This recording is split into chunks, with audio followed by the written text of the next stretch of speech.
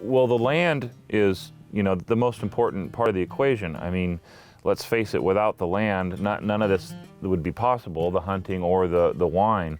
And so we do our best to preserve all the elements, water, air, and sunshine to produce the product, but also we put back into the land.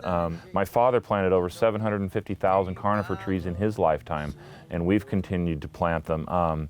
So we've put, I think the secret is to put more back into the land than you actually take.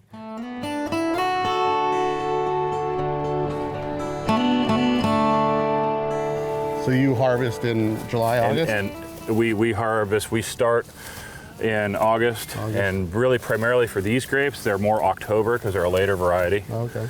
So after you're done harvesting, then you go through hunting season, and you're probably selling season, right, at that point? Yep. And then they come up and trim this, and then it's done by hand, back down to... 2 buds. 2 buds. Yep. The whole idea is that this vine has just so much stored carbohydrates for the coming year to ripen X amount of fruit. So what we're trying to do with the canopy, which is everything that's going to grow here, is balance the energy that it'll produce to ripen that fruit. So if we have 75 pounds on this vine of fruit, and it's really only going to have a canopy to ripen 30, we have a problem. Yeah. So it becomes a bit of a ballet every year to have enough canopy to ripen and balance the fruit that's there available. We can't make the product in this county that we need quality-wise by just letting her go. We can't. You have to have a control on it. Yeah. One of our biggest things in our area that's noteworthy is our soils. You can see how black and full of organics there are. There's lots of things going on in our soil, which is what people will call terroir, which is a French term for the character of the dirt. So the Cabernets tend to be earthy, a little on the flinty side, blackberry, briarberry character to them. So every region's. And it's more to do with soil or air, or both? Mostly soil. More soil. Say in a drought year, like you've probably been in the past couple of years, does that affect you more, or not really because of the pond? You were able to water? So the lake doesn't hurt, but I'm also under state restrictions as far as how much water I can use out of that. Even though it's private? Yes. Water in the state of California is under what they call the public trust. So we don't have to go there, though. Yeah, no. I don't want to get into California politics about that. No. That's good This stuff. is a family show, isn't it? Yeah, exactly. So tell me the problems with the coyotes here. They come in, and you're probably a little bit different because you have your own lake, but they come in here and rip up the drip system. In the summertime, and I have seen this with my own eyes, and I'd love to get it on. If I ever get some on film, I'll send it to you guys, because what happens is it's not the adults, it's the pups. The pups are teething. Okay. And they come in and they like the texture of this bendable PVC pipe. What it looks like is just like someone took a hairpin or needles and just poked needle holes all in our drip hose, and they turn it on and it just goes pfft. Yeah. It's the pups chewing on this because they like how it feels on their teething teeth. It's not the adults.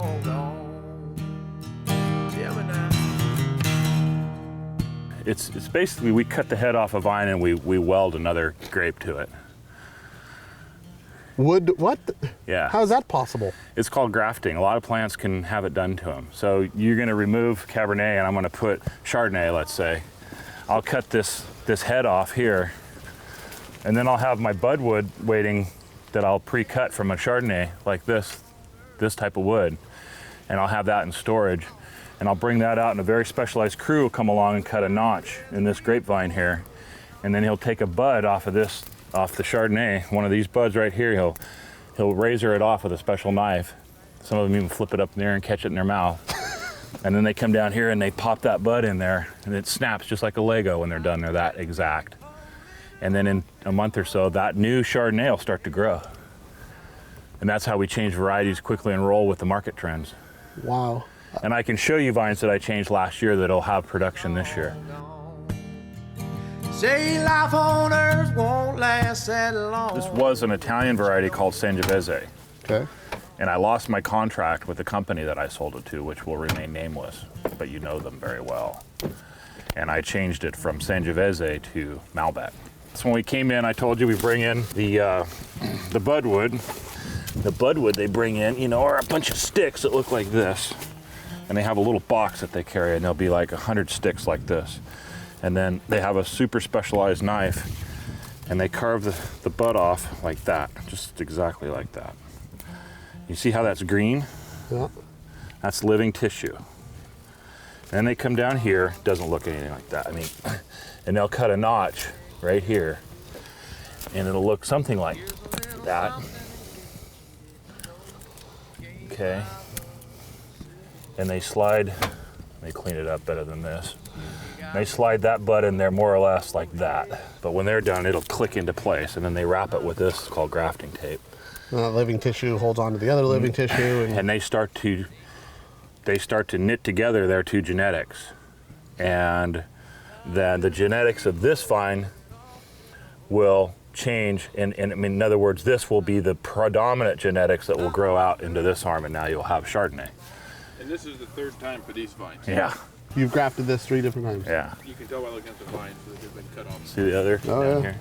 Okay. So. People are going to think I'm smart if I ever go to another vineyard. They'll be like, oh, you grafted that. Oh, you grafted that. Oh, that's pretty cool. Where did you go from? Yeah. Yeah. We're all equal, that's what I think. Well, Sonoma County, why Sonoma County from a wine aspect? I would say because we just have a little bit of everything here. You know, our neighboring county, Napa, to be sure, is a wonderful wine producing county also. I think we're more diverse. I think we have more regional areas that can bring every grape variety will be able to be showcased its best. We have the Russian River Valley, Dry Creek, Alexander Valley, Chalk Hill, Rock Pile, and we just can produce so many great flavors from those regions in this area. So I think that it's truly a special place. We have the ocean, we have the mountains, the wild game, and the wine, and I don't know what else you could want.